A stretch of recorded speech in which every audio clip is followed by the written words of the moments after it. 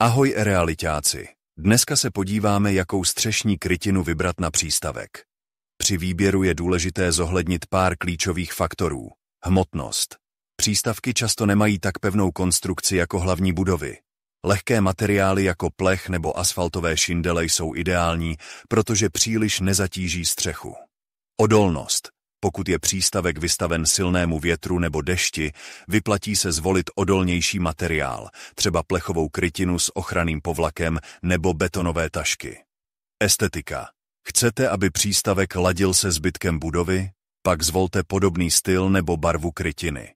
Klasická taška bude ladit se staršími domy, zatímco plech se hodí k modernímu stylu. Ceny materiálů se liší. Plech a šindele bývají levnější. Keramické nebo betonové tašky mohou být dražší. Na závěr doporučujeme konzultaci s odborníkem, který vám pomůže zvolit krytinu podle vašich potřeb a možností. Můžete je najít na ereality.cz spolu s vysněnou nemovitostí. Díky za sledování a dejte like.